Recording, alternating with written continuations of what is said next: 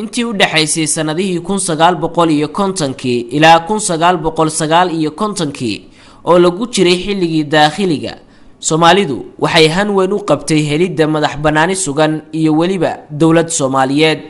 madax banaanida inta aan la helin ka hor waxaa jiray hadallo kooban oo ay jeediyeen qaar ka mid ah dadkii u halgamay xoreynta gayiga Soomaaliyeed gaar ahaan dhanka gobolada waqooyi galbeed ee Soomaaliya. waxaana ka mid ahaa Allah u naxariistay Maxamed Xaaji Ibraahim Cigaal oo intii aan xornimada la qaadan ka hadlay madax banaanida Soomaaliya mar uu ku sugnaa dalka Ingiriiska. waxay tahay in la wada maqlay maanta waxay ahayd iska secretary jawaabtiisii waxay noqotay arrinkii sidii aynu doonaynay inuu dhacay ina kulli kooda darsantiin baan maraynaya maalintii isniintii ayaan hadalkii istaad marka waxa ma dawladda Ingiriiska awalba u sii go'nayd waxa ay doonayaan inay yiraahdaan asahatay bay meesha ku jirtay waxa la hubinayay waxaan la doonayaa dawladda la doonayo mid dadkii wada doonayo dad u qalmaana gacantooda ay galayso inay tahay in kala la hubsanayay dadka labadii casho hore aan saragnayba baadniin arrinku la baaray dadka meesha jooga iyo dadku sida wax doonayaan iyo saa loo eegay arrinku inuu inaga wada dhab yahay iyo inuu maxay jibo arrinku inaga yahay in la baaray bixi dadka markii taas cadaatay maalintii arbacadii gelinkii dambe shalayto ayaa noo yimi colonial secretary magaalada dadka khudbadan kala sheegay ayuu akhriyay hadalkii waxa weeye guntiisi bisha kowdeeda July kowdeeda inaynu dawlad ahaano si aynu walaalin Soomaaliya isu raaci karo ayuu guntiis noqday marka maanta wada dheer oo aynu soo maray ayaynu maanta maxay hayday joognaa madaxeedii asaatay midkii ka dheer kana adag ayaa imika aynu gelaynaa dawladnimo loo qayliyaa dawladweynan doonayna la yiraahdaa waa suura gashaa maanta deennaba soo qaylinay helay dawladnimadiina asaatay ka adag wuxuu yaariga ka sii adag ee maanta aynu isaga madaxa la galnay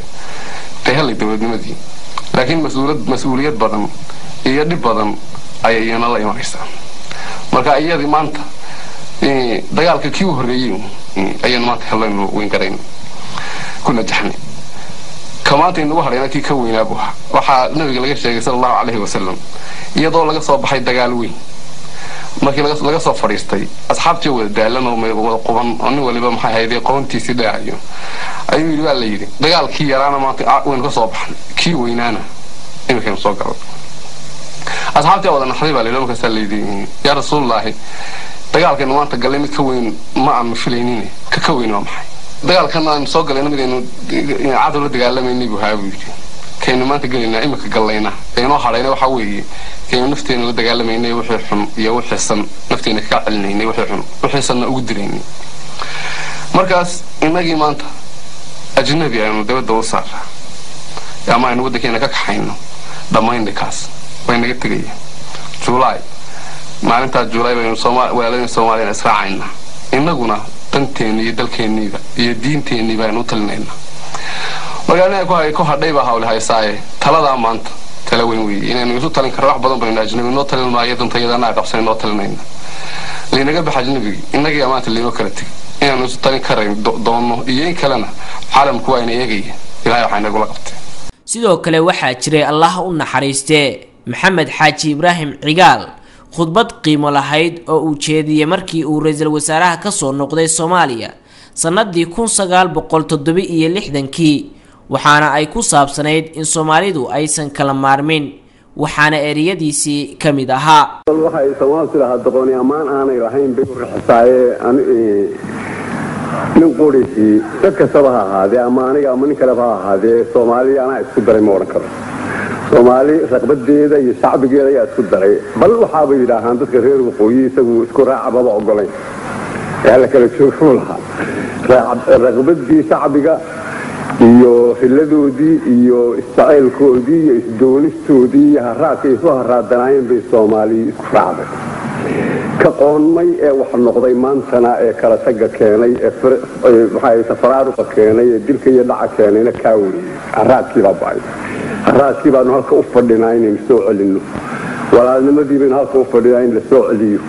waxaan leeyahay maanta nin ay waxay Soomaalidu tiraahdaa geelshir isagoo u shameel ka goyn doono oo gayo hadan ku xagaan ka gooya waxay la tahay Soomaali